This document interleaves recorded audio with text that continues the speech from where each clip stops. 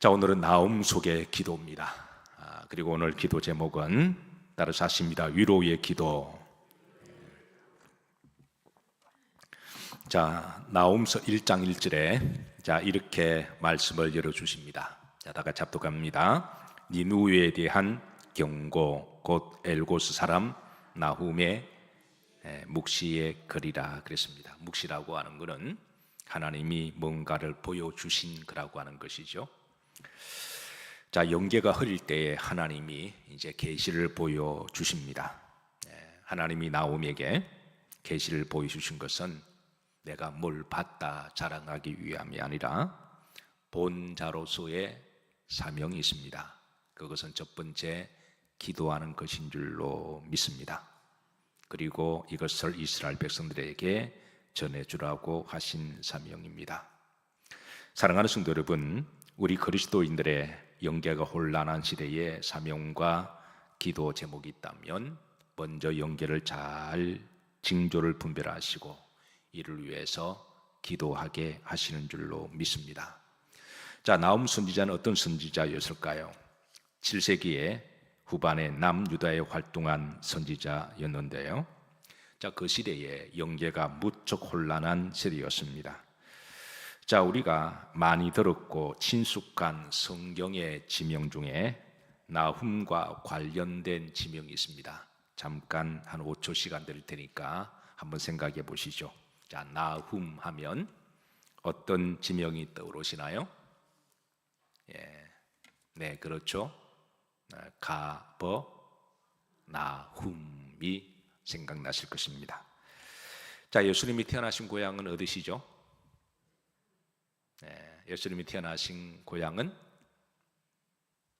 우리가 예수님의 지명과 좀 잘 알 필요 있는 지명이 세 곳이 있습니다. 태어나신 고향은 베들레헴이죠. 또 예수님 어릴 때에 또 자랐던 고향은 나자렛이잖아요. 그러니까 우리가 기도할 때 나자렛 예수님 이름으로 명을 할 때에 어릴 때 이제 어머님 아버지 요셉과 마리아와 함께 자랐던 곳이 나자렛 동네였기 때문에 나자렛이라는 말이 들어갑니다. 그런가 하면 자, 마태복음 4장 13절에 보시면 자, 이 가버나움이라고 하는 곳을 일러 주시는데요. 자, 4장 13절 다 같이 합독합니다. 나자렛을 떠나 스불론 납달리 지경의 해변에 있는 가버나움에 가서 사시니 그랬습니다. 그러니까 어릴 때 태어나신 곳은 어디라고요? 베들레헴. 그리고 어린 시절에 아버지 어머니와 함께 살았던 곳이 나자렛. 그런데 오늘 마태복음 보시면 가버나움에 가서 사시니라고 그랬습니다. 마태복음 9장 1절에 보시면 이곳을 본 동네라고도 말합니다. 본 동네. 원래는 이제 본은 태어난 동네를 본 동네라 그러는데 사실 예수님이 태어나신 곳은 어디라 그랬나요? 베들레헴이죠. 그리고 예수님이 사신 곳은 어디죠? 나자렛이. 그런데 가버나움을 사셨다라고 이야기하시고 본 동네까지 그렇게 말씀하고 있습니다. 자, 다음 지도 한번 보시죠. 뭐 여러분 잘 아시지만 그래도 주님과 밀접하게 연관된 세 장소. 이제 밑에 보시면 예루살렘 밑에 뭐가 있나요? 베들레헴이 있습니다. 예수님은 여기에서 태어나십니다. 말 구유에서 태어나시죠. 자, 그리고 이제 그 위에 갈릴리 바닷가 그 밑에 뭐가 있나요? 나자렛이 있습니다. 원래 마리아와 요셉은 나자렛 사람이었습니다. 나자렛에서 터를 두고 살아가다가 6월절이 되었을 때 이제 호적을 하기 위해서 예루살렘에 왔다가 그때 마침 마리아 산통이 와서 아이를 급하게 낳다 보니 베들레헴에 태어나게 되신 것이죠. 그리고 이제 6월절을 마치시고 그리고 이제 요셉과 마리아가 원래 살던 이제 그 동네로 가서 살았는데 바로 그 동네가 나자렛이라고 하는 동네였고 주님은 거기에서 어린 시절을 보내셨습니다. 자, 그래서 이제 그 위에 보시면 나자렛입니다. 그리고 이제 나자렛에서 그 위쪽으로 가면 뭐가 있나요? 가버나움이라고 하는 동네가 있습니다. 그런데 예수님께서는 어릴 때에 이 나자렛에서 가버나움까지 얼마나 자주 가셨는지 아예 그곳에 가셔서 사셨다라고 마태복음 4장 13절에 그렇게 드러내십니다. 그러니까 주 활동 무대가 가버나움 가셔서 사셨다고 하는 것이죠. 마태복음 9장 1절 보십시다. 이게 보시면 아예 그냥 본 동네에 이르르니 그 정도로 이제 예수님이 이걸 전문적인 용어로 나와바리라고 이야기를 하기는 하죠. 자, 그런데 여러분, 이 나자렛에서 가버나움까지 거리가 얼마쯤 될까요? 50km가 됩니다. 보통 군인들이 1시간 4km 계산하거든요. 군인들 걸음으로. 그러면 보편 걸음으로 아무리 빨리 해도 한 12시간 정도 걸리는 거리입니다. 이 12시간 거리는 결코 적은 거리가 아닙니다. 그런데 왜 예수님께서는 그 먼 거리를 거기 가셔서 자주 활동하셨을까? 그러니까 나자렛에서도 활동하시고 그리고 가버나움 가셔서도 활동하셨을까? 저는 성경을 전혀 몰랐을 때는 궁금한 게 전혀 없었습니다. 모르니까 아는 것도 없고 모르니까 궁금한 것도 없었던 거죠. 그런데 이제 신앙생활을 처음 시작하고 성경을 읽다가 그리고 신학대학 들어가면서 알면 알수록 궁금증이 계속 많이 나오기 시작했습니다. 아마 여러분들이 성경에 대해서 궁금증이 많이 생기는 것은 그만큼 성경이 많이 알아가고 있다고 하는 또 다른 반증이기도 해요. 진리에 대한 탐구 그리고 진리에 대한 궁금증, 이런 부분을 의심해서가 아니라 이제 알고 싶은 그 영적 욕구가 있는 거죠. 저는 이런 영적 진리에 대한 탐구가 여러분들이 말씀을 많이 읽고 또 이렇게 성령 안에 기도하시다가 또 많이 있으시기를 주의 이름으로 기도하고 축복합니다. 자, 신학대학 다닐 때에 이런 궁금증이 생겼습니다. 이스라엘의 종교적인 중심적인 영적인 중심 지역은 단연 어디예요? 그건 예루살렘이죠. 예루살렘을 이제 빛의 하나님의 도성이라 그랬거든요. 거룩한 도성 그리고 빛의 도성, 하나님의 빛이 비추는 곳. 그런데 예수님께서는 예루살렘 근처에 예루살렘에 태어나지 아니하시고 또 예루살렘에 활동하지 아니하시고 저 북쪽 변방에 있는 그쪽 가셔서 활동을 하셨을까? 이게 제게는 궁금증이었습니다.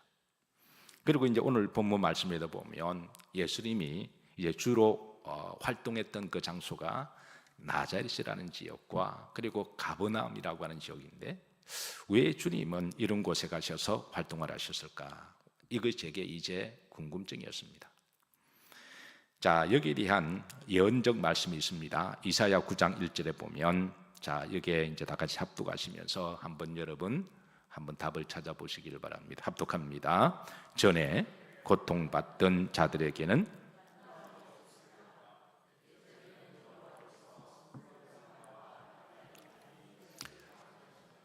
후에는 해변길과 요단 저쪽 이방의 갈릴리를 영화롭게 하셨느니라. 자, 여기 잘 보시면 자, 이게 스불론 땅과 납달리 땅이 뭐를 당하게 하셨더니 멸시를 당하게 되었다라고 이야기해 주십니다. 그리고 여기 이제 고통받는 자들에게 그랬습니다.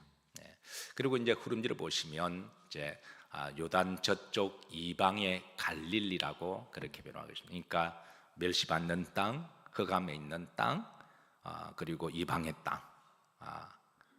실제로 북이스라엘이 사마리아로 넘어가면서부터 이제 그 지역은 남쪽에 있는 유다 사람들이 발전은 이방의 땅들이 되었고, 그리고 이제 남쪽 유다 사람들이 멸시하는 멸시의 땅이 되었고, 그리고 어둠의 땅이라고 그렇게 불렀습니다.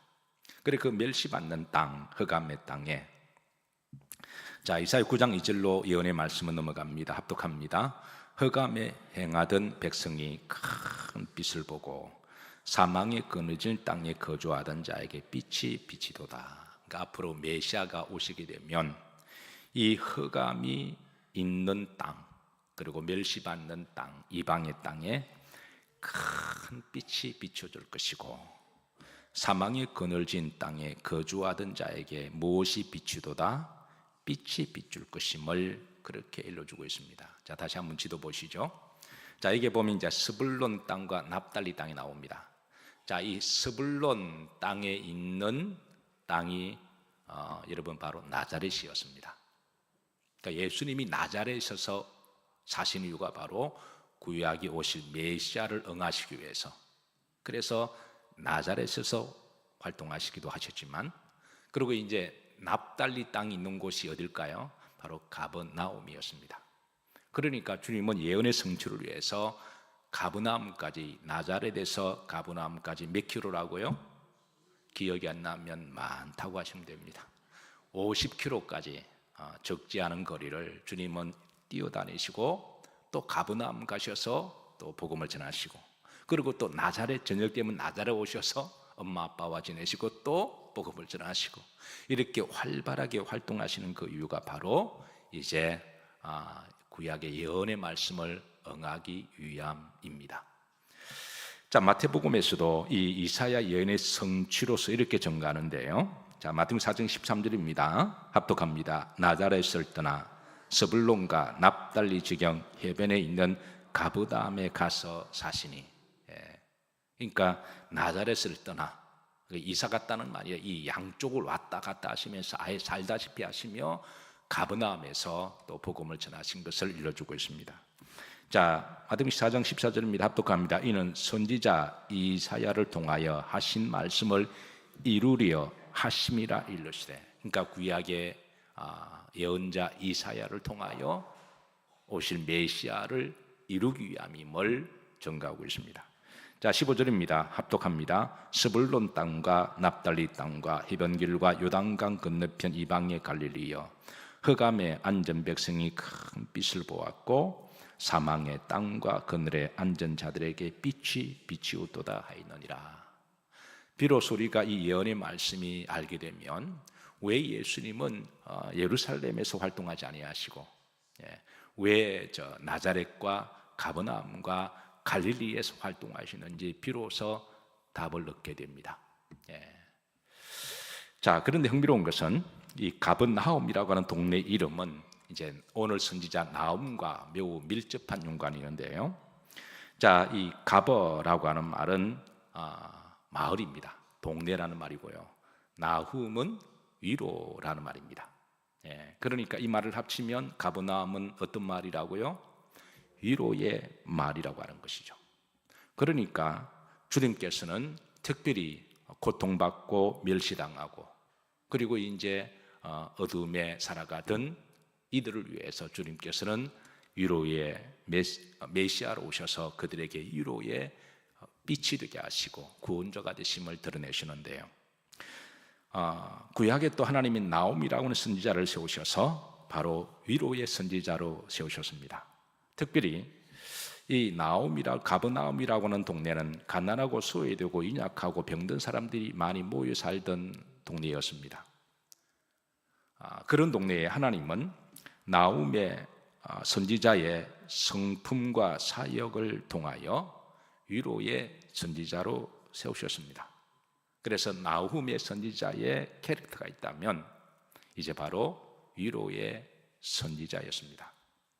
사실 선지자라고 해서 성품과 그 달란트가 다 같은 것은 아니었습니다. 자, 구약에 많은 선지자가 있습니다. 하나님은 아모스를 선지자로 세우실 때는 이제 공의와 정의의 선지자로 세우셨어요. 그러니까 공의와 정의의 선지자가 아모스 같은 경우는 불의를 보거나 잘못된 것을 보면 그거를 지적하고 책망하고 야단치고 그렇게 막 꾸짖는 것이 바로 아모스 선지자의 부르심이었습니다. 그런가 하면 예레미야는 흔히 눈물의 선지자라 그랬습니다. 그래서 그는 늘 울고 다니며 기도했습니다. 특별히 긍휼이 많고 그래서 늘 울고 다녀서 눈물의 선지자로 불렀는데, 나훔은 위로의 선지자로 세움을 받았습니다. 하나님께서는 나훔을 세우실 때에 바로 이제 위로의 선지자로 오실 메시아의 사역을 대변하게 하시는데, 그래서 나훔서를 보면 의외로 위로의 말씀이 많습니다. 자, 대표적으로 몇 군데만 소개합니다. 1장 7절입니다. 합독합니다. 여호와는 선하시며 환난 날에 산성이시라.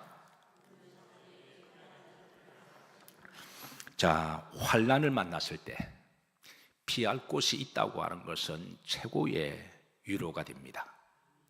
그러니까 하나님은 환난을 만났을 때 나에게 피하는 이들을 아시느니라 라고 하십니다. 네, 사랑하는 성도 여러분, 하나님이 여러분들에게 환난 날에 산성이 되시기를 주의 이름으로 축복합니다. 자, 구약의 선지자들의 그 사명이 다 다르다고 이야기했습니다. 아모스 같은 경우는 어떤 선지자로 이야기했나요? 불의를 보면 참지 못하고 그거를 드러내고 책망하고 야단하고 지적하는 선지자였다면, 대표적으로 또 아모스 같은 경우, 나훔 같은 경우는 어떤 선지자라고요? 위로의 선지자였습니다. 자, 여러분들은 어떤 선지자를 더 좋아하시나요? 위로의 선지자가 더 좋으신가요? 그러나 또 때로는 아모스 같은 선지자도 필요하지 않을까요? 때로는 내가 잘못하고 불신앙의 길로 갈 때에 은밀한 그런 하나님과 불편한 관계가 있을 때 좀 야박하기는 하지만, 좀 정이 없기는 하지만 그거를 누군가가 드러내고 야단치고 책망하는 것도 필요하지 않을까요? 왜 아멘들 안 하세요? 그러나 하나님은 또 모든 선지자를 그렇게만 세우지 않으셨습니다. 아마 모든 선지자를 그렇게 세우셨다면 아마 겁이 나서 하나님을 제대로 믿을까요? 근데 하나님 또 반면에 나훔과 같은 선지자를 세우셔서 환난을 당하는 자의 위로가 되게 하시고 또 상처를 치유하게 하시는 그 하나님을 전하게 하심으로 위로하게 하시는 선지자를 세우셨습니다. 이 두 가지는 분명한 것은 다 필요합니다. 이 밸런싱을 다 필요하니까 여러분들에게 이 두 가지가 다 이제 받아들이는 믿음이 있으시기를 주의 이름으로 축복합니다. 자, 1장 13절 보십시다. 여기에 합독합니다. 이제 내게 지온 그의 멍에를 내가 깨뜨리고 내 결박을 꺼니라. 자, 멍에를 맨다. 멍에는 이제 소위 말하는 무거운 이제 멍에를 이야기하죠. 그리고 결박은 이제 손이나 발에 착고가 쌓여서 그렇게 끌려가는 사람을 이야기하죠. 이스라엘 백성들 중에 무거운 멍에를 맨 자들이 많이 있었습니다. 손과 발에 또 밧줄이나 쇠사슬의 결박이 묶여 있는 자들이 많이 있었습니다. 하나님은 그런 이들에게 멍에를 벗겨주시고 결박을, 묶고 있는 결박을 풀어주실 때에 그 소식은 그런 사람들에게 있어서는 위로의 소식이요 복음의 소식이었습니다. 지금 나훔은 이 하나님의 복된 소식을 전하고 있습니다. 특별히 사랑하는 성도 여러분, 여러분 어깨를 짓누르고 있는 무거운 무게가 있으시다면, 또 여러분을 공념에는 어떤 무거운 밧줄이 있다면 하나님 품 안에서 자유함을 누리시기를 주의 이름으로 축복합니다. 예수님의 이름으로 여러분을 결박하고 있는 뭔가가 있다면 예수님의 이름으로 그 결박을 다 풀어버리시고 결박을 끊으시기를 주의 이름으로 축복합니다. 자, 마지막 위로의 말씀 1장 15절입니다. 합독합니다. 볼지어다 아름다운 소식을 알리고 화평을 전하는 자의 발이 산 위에 있도다. 유다야 내 절기를 지키고 내 서원을 갚을지어다. 악인이 진멸되었으니 그가 다시는 내 가운데로 동행하지 아니하리로다 하시니라. 자, 중반절에 보면 악인이 진멸되었다라는 수식이 있습니다. 의롭게 살아가는 사람들, 사실 우리 믿음의 사람들은 정직하고 의롭게 착하게 선하게 살아가려고 노력하고 애를 쓰는 사람이죠. 아멘인가요? 예, 믿음의 사람이라고 하는 것은 조이만 왔다리 갔다 하는 게 아니라 정말 선하게 살아가고 정직하게 살아가고 신실하게 살아가고 의롭게 그리고 착하게 살아가려고 애를 쓰는 사람들이잖아요. 그런데 악인들이 성성장구하는 것을 바라볼 때, 악인들이 형통하는 것을 바라볼 때 의인들의 그 아픔이 있고 안타까움이 있습니다. 악인들이 의인들을 핍박할 때, 이럴 때 의인들은 불안해하고 두려워하게 됩니다. 바로 그럴 때 하나님, 그렇다고 의인들은 악인과 함께 싸우지 않습니다. 의인의 그 성품 자체가 악인들과 함께 싸울 수가 없습니다. 왜? 싸우다 보면 같이 악인이 되어버리거든요. 그래서 힘으로 할 수도 없고, 그러니까 발만 동동 구르고 악인들이 득세를 부르고 악인들이 기승을 할 때에, 형통하는 걸 바라볼 때 안타까운 마음 가지고 하나님께 엎드려 기도할 수밖에 없는 거죠. 하나님이 그 마음을 아십니다. 서로 의인들이 힘이 있고 능력이 있어서 싸울 수가 있어도 의인들은 싸우지 않습니다. 말하는 게 다르고 행동이 다르기 때문에 의인들이 가야 할 길이 있는 거죠. 그러니까 속에 그냥 가슴만 태우는 거예요. 그런 의인들의 안타까움과 가슴의 아픔을 아시고 악인을 심판하실 때 의인들에게는 얼마나 위로가 될까요? 아멘인가요? 여러분, 한 시대를 살아가며 의인들은 정직하게, 착하게, 또 의롭게, 신실하게 살아가는 사람들인 줄로 믿습니다. 그게 믿는 사람들이고 또 그렇게 살아가야죠. 그런데 그렇게 살아가다 보면 때로는 악인들이 덕세를 부르고 형통하는 것을 바라볼 때, 그럴 때 너무 낙심하지 마시고 마음 아파하지 마시고 절망하지 마세요.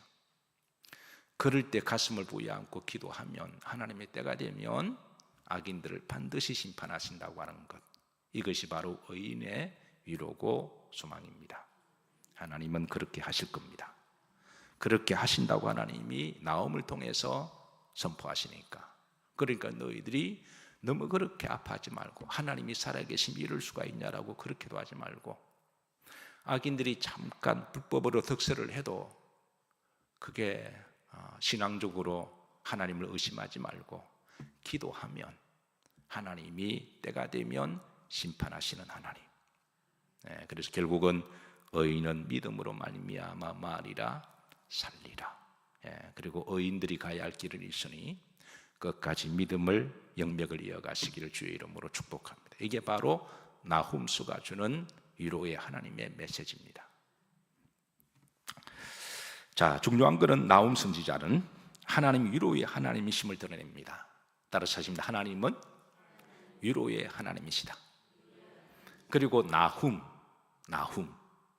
그리고 위로의 도시에, 위로의 동네에, 바로 그곳이 이제 스불론 땅의 나자렛이 될 것이고, 그리고 납달리 땅에 이제 가버나움이 될 것이며, 바로 그곳에서 사역하시는 오실 메시아, 멸시받는 자들과 가난한 자들과 압제당하는 자들과 무시당하는 자들과 병든 자들과 가난한 자들에게 예수님 그곳에 큰 빛을 먼저 비춰주셔서 환난당하는 자에게 구원자가 되시러 오신 분이 바로 예수 그리스도시라는 거예요. 그래, 그 예언을 성취하시기 위해서 주님은 가버나움에서 활동을 하셨고 나자렛에서 활동을 하셨습니다. 특별히 주님께서는 환난당하는 자를 위로하시는 주님이십니다. 자, 고린도서 1장 3절에 보시면, 자, 하나님에 대해서 이렇게 바울은 증가합니다. 합독합니다. 찬송하리로다. 그는 우리 주 예수 그리스도의 하나님이시요. 그러니까 하나님에 대해서 어떤 하나님이시라고요? 그러니까 모든 위로의 하나님이시다. 따라서 하십니다. 모든 위로의 하나님이시다. 여기에 모든 위로는 어떤 사람이라고 할지라도 하나님은 위로하신다. 한때 서구에서는 흑인들이 그렇게 부르짖습니다. 하나님은 백인들만의 하나님이신가요? 그러니까 흑인들이 백인들의 교회에 들어가지 못하던 시절이 있었습니다. 그 불과 얼마 전입니다. 오래 안 됐습니다. 그럴 때 흑인들이 교회 밖에서 하나님은 백인들만의 하나님이십니까? 라고 부르시더니 성령께서 아니다, 나는 모든 이의 하나님이다 라고 하는 말씀을 받고 위로를 받았다 그러죠. 옛날에는 하나님은 남자들만의 하나님이라고 생각했습니다. 그런데 하나님은 아니다, 나는 모든 이의 하나님이다 일러주시고, 모든 위로의 하나님은 어떤 잘못을 지어도 하나님 앞에 와서 회개하면 용서하시고 위로하시는 하나님이시다. 어떤 내가 실수를 하더라도 하나님 앞에 나와서 회개하고 자백하면 하나님은 용서하시고 위로하시는 하나님이십니다. 어떤 죄를 지었다고 할지라도 하나님께 예배하러 나오는 자들을 하나님은 항상 웰컴하십니다. 아멘인가요? 네. 특별히 하나님은 환난 중에 있는 자들을 더 위로하기를 좋아하십니다. 바울은 고린도서 1장 4절에 보면 후렴지르십니다. 모든 무엇 중에 환난 중에 있는 자들을 부사가 있습니다. 능히 따라서 쓰면 능히 위로하시는 하나님이시다. 특별히 하나님은 아프고 힘들고 어려워하고 고통당하는 자들을 위로하시는 하나님이세요. 고린도서 1장 5절에 가면 바울은 이제 모든 위로의 하나님을 모든 위로의 예수님으로 그렇게 옮겨갑니다. 자, 합독합니다. 그리스도의 고난이 우리에게 넘친 것 같이. 이게 무슨 말일까요? 그리스도의 고난이 우리에게 넘친 것과 같이, 특별히 환난과 고난을 당하는 자들에게 바울은 이 말씀을 전하며, 여러분 이 말씀이 무슨 뜻일까요? 지금 내가 환난과 고난을 받아서 무척 힘든 시간을 보내고 있는데 바울은 그런 이들을 향하여 그리스도의 고난이 우리에게 넘쳤다라고 하는 것은 그게 무슨 말일까요? 그것은 바로 첫 번째, 우리가 아무리 힘들고 어려워도 십자가를 바라보면 나의 환난과 고난이 고통이 예수님만 하겠느냐라고 하는 의미가 있습니다. 여러분 힘들고 어려우실 때마다 교회 오셔서 십자가를 깊이 바라보시고 묵상하시길 바랍니다. 물론 개인적으로 많이 힘들고 어려우시겠지만 그 십자가를 바라보면 그래도 내가 당하는 아픔과 고난이 십자가만 하겠느냐라고 생각하면 주님이 당한 그 고난이 우리에게 넘치도록 위로가 된다는 말씀입니다. 그리고 무엇보다도 이 넘치는 주님의 위로하심이 우리가 어떤 환난과 죄와 실수와 잘못한다고 할지라도 주님 앞에 나오면 주님은 모든 환난을 위로하시는 주님이시라는 거예요. 그래서 우리가 십자가를 바라보면 위로가 되고 힘을 얻게 되고 소망을 얻게 됩니다. 사랑하는 성도 여러분, 성금요일 날은 다른 날과 다릅니다. 이 날은 우리가 주님의 고난을 생각하며 때로는 우리가 경건의 날로 우리가 기념하는 날이기도 하지만, 그러나 십자가 밑에 나와서 우리가 십자가를 바라보고 우리의 잘못을 회개하고 주님께 구하기만 하면 주님 우리의 모든 어떤 죄는 다 용서해 주시니까 바로 성금요일 밤은 용서받는 날이고, 또 용서받는 자들에게는 주님이 주시는 선물이 있습니다. 그게 뭘까요? 그게 바로 자유입니다. 그리고 평안입니다.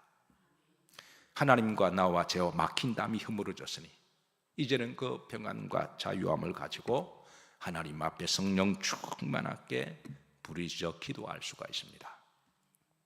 그래서 성금요일 날에 비밀을 아는 이들에게는 금요일 날은 특별한 날이고 복된 날입니다.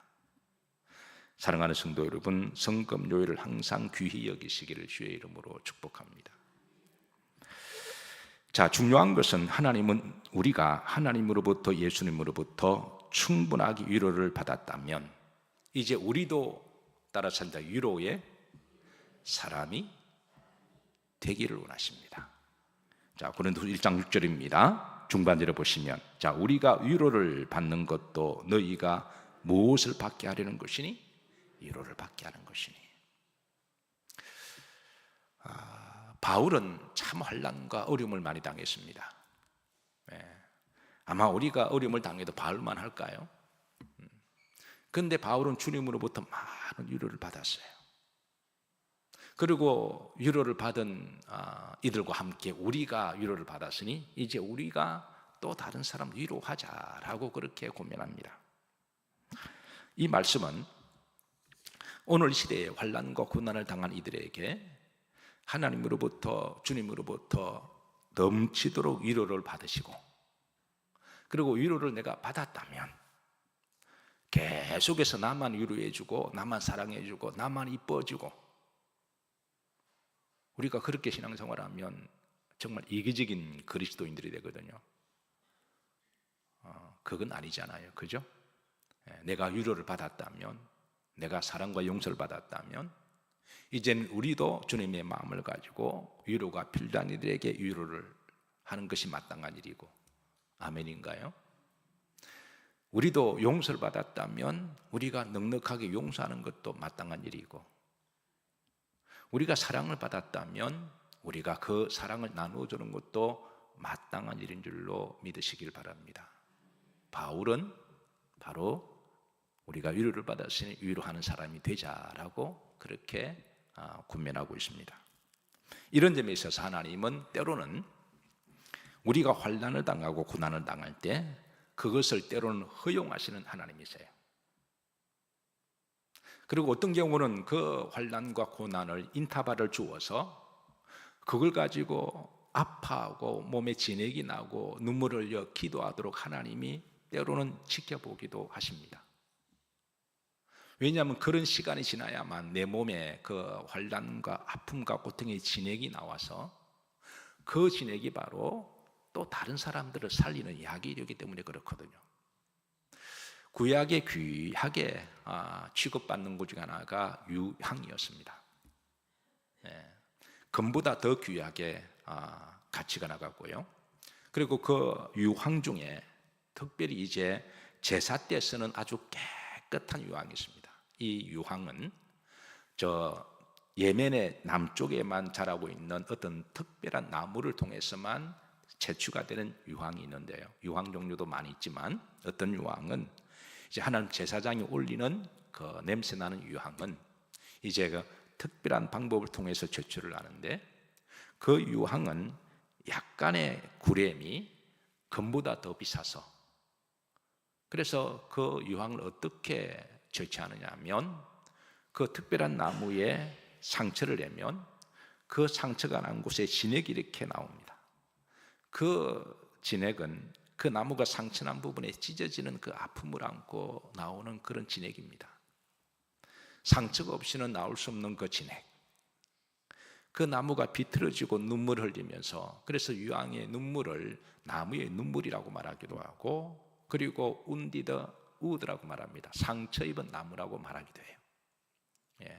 그래서 그 유황을 얻기 위해서 한 땀 한 땀 그렇게 모아서 그걸 모아서 이제 제사장 앞에 올려드리게 되는데요.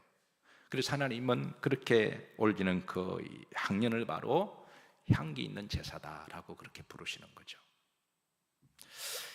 하나님은 때로는 고난과 환난을 허용하십니다. 왜냐하면 이렇게 찢어지고 아픈 그런 마음을 통해서 우리가 겸손해지기도 하고, 그리고 주님의 고난을 바라보기도 하고, 남을 쉽게 정죄하지 않고, 그리고 우리가 남의 아픔도 알게 하시고 주님의 마음도 알게 하시고 엎드리게 하시고 세상 무서운 줄 알고, 그리고 인간의 연약함도 알고, 그래서 하나님께서는 그런 환난과 아픔을 통하여 나중에 위로하게 하시는 하나님이시다.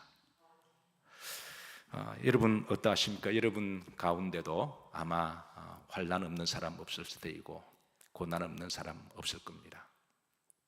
제 젊은 시절에 제가 집사람한테 늘 미안하고 죄송한 게 30대 요럴 때는 제가 뭐 건강했거든요.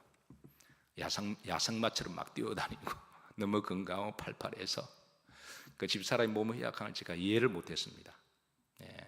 그런데 세월이 지나서 이제 제가 여기저기에서 나이가 들다 보니까 저도 이렇게 이제 질환 있다 보니 뒤늦게보고 그때 내가 참 집사람한테 마음이 무심했다라는 생각이 들어서 얼마 전에 내가 참 그때 무심했고 미안했다라고 제가 사과를 하긴 했습니다. 아마 죽을 때까지 해야 될 것 같아요.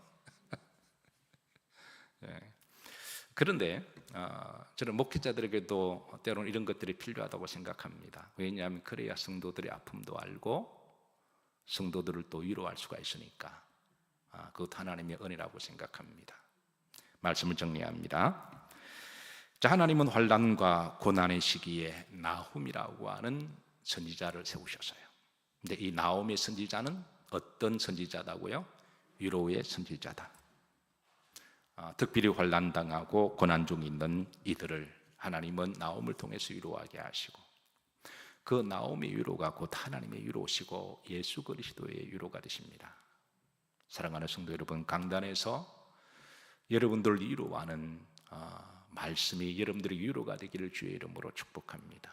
그래서 그리스도의 그 고난받는 그 위로하심이 능히 여러분들이 위로가 되게 하시고, 여러분 성전에 오셔서 위로 마음껏 받으시고, 그리고 위로받은 자로서 여러분 주변에 또 다른 이들이 환난과 어려움을 당하면 그런 이들을 넉넉히 위로하시는 위로의 성도님들이 되시기를 주의 이름으로 축복합니다.